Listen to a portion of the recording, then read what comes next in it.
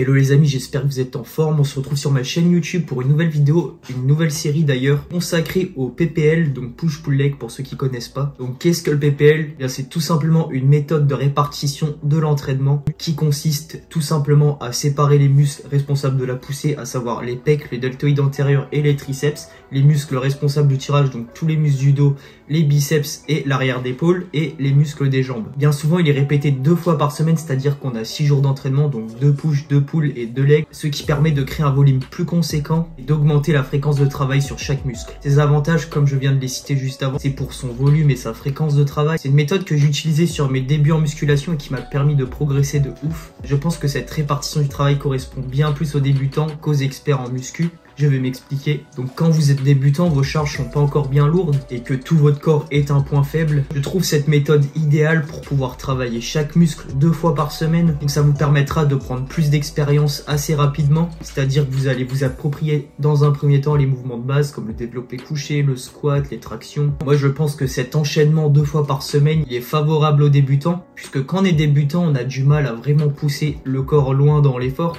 Les charges sont pas encore exceptionnelles, donc votre corps en fait il a le temps de récupérer entre 2 séances du même type.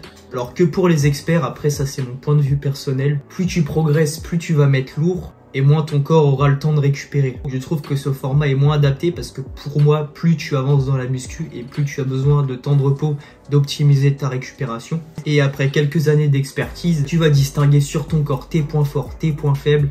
Et donc répéter chaque muscle 2 fois par semaine, ça va pas être intéressant.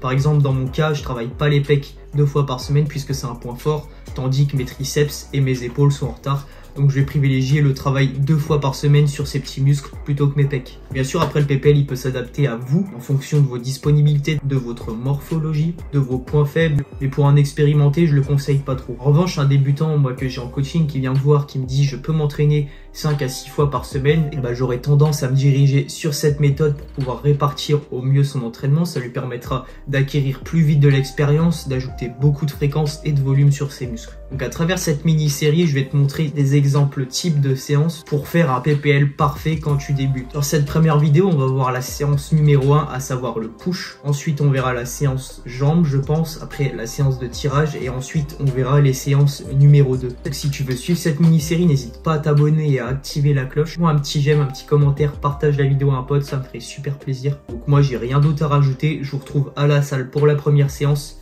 À toutes. Ok les gars, on est parti pour le début de la séance. Donc toute séance doit commencer par un bon échauffement. Là j'ai commencé par 5 minutes de marche inclinée sur le tapis de course. Donc toujours important aussi de passer par une petite phase de cardio pour monter en température corporelle.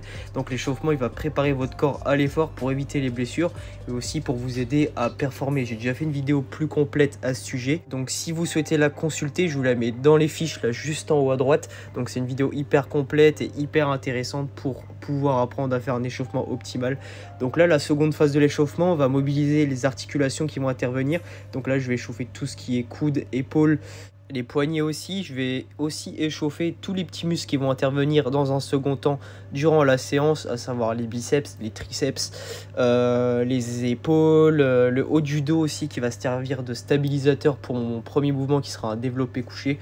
Je vous montrerai par la suite. Donc voilà, hyper important d'échauffer ces petits muscles avant la grosse séance. Je fais également une petite série légère aux écartés pour pouvoir échauffer les pecs là juste avant la séance. Une fois que j'arrive à ce niveau de mon échauffement, là je vais commencer mon premier exercice. Donc je vais monter progressivement en gamme, donc 2 à 3 séries pour monter jusqu'à ma charge de travail. Je monte progressivement la charge et je diminue le nombre de reps en parallèle. Donc là je commence tranquillement à 20 kg jusqu'à monter à ma charge de travail. Et ça en fait je vais le répéter sur chaque nouvel exo avant de commencer. On est parti du coup pour le premier exercice de la séance, à savoir du développé couché avec les haltères, donc sur un banc à plat. Donc là c'est un mouvement polyarticulaire qui cible principalement les pectoraux et dans une moindre mesure les triceps et les épaules. Donc pour les petits points techniques, resserrez bien les omoplates tout au long du mouvement, les coudes, un écartement à environ 45 degrés par rapport à l'axe du tronc. Et vous allez faire 3 séries de 6 à 8 répétitions bien lourdes avec au minimum 3 minutes de récupération entre les séries. En deuxième exercice, on va passer sur un développé incliné à la Smith Machine. Donc pas la peine de trop incliner le banc, 15 degrés ça suffit. Si vous êtes dans un basic fit, vous prenez 30 degrés parce qu'il n'y a pas 15 degrés. Et là ça va être un exercice hybride du coup pour focus le deltoïde antérieur et le haut des pectoraux. Bon, du coup, j'ai refilmé la deuxième série parce que je me suis rendu compte que l'amplitude n'était pas assez grande sur la première série. Bien que vous n'ayez pas besoin de venir toucher les pecs sur cet exercice. Sinon, ça risque de créer un trop gros étirement et vous risquez de vous blesser sur le long terme. Donc là, pareil, vous faites 3 séries entre 8 et 10 répétitions avec 2 minutes 30 de repos entre chaque série. Troisième exercice, les gars, on va faire des dips. Donc, exercice hybride pour travailler les triceps et les pectoraux.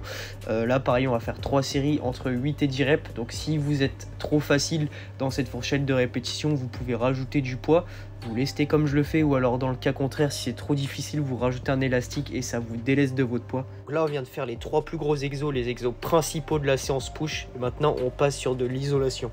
Quatrième exercice de la séance, les amis, et premier exo d'isolation. Donc là on va cibler les pecs, on va faire des écartés à la poulie vis-à-vis. Donc là au niveau du réglage de la poulie, vous mettez comme vous voulez. Moi je le mets légèrement plus haut, donc ça va cibler le pec dans sa globalité avec un accent sur la partie inférieure des pectoraux. Si vous voulez plus ressentir le haut des pectoraux, alors vous mettez les poulies en position basse. Donc là on va venir faire 3 séries entre 12 et 15 répétitions, voire plus, avec 1 minute 30 de repos. Cinquième exercice, cette fois-ci un exercice d'isolation pour les épaules et plus précisément pour le deltoïde moyen. Donc c'est ce qui va faire la largeur de votre épaule, c'est la portion située sur le côté. Donc on va venir faire des élévations latérales à la poulie, donc un côté à la fois. C'est un superbe exo qui étire bien le faisceau moyen de l'épaule. Donc 3 séries de 15-20 répétitions. Petite astuce technique, vous réglez la poulie au niveau de vos genoux, ce sera parfait pour cet exercice. Sixième exercice et dernier de la séance, cette fois-ci exercice d'isolation pour les triceps. On va surtout mettre un accent sur le vaste externe là avec cet exercice. Donc extension à la poulie haute à la corde. N'hésitez pas à reculer un petit peu, genre un pas en arrière par rapport à la poulie, vous aurez une meilleure tension de contraction sur ce mouvement. En termes de volume de travail, on va venir faire 3 séries entre 15 et 20 répétitions et 1 minute 30 de repos entre les séries. Et voilà, c'est la fin de cette vidéo. N'hésite pas à me dire en commentaire si ce concept te plaît, de t'abonner à la chaîne si c'est pas fait, de mettre un petit pouce bleu pour me soutenir. Moi je te dis à la semaine prochaine pour la suite de cette série. Ciao.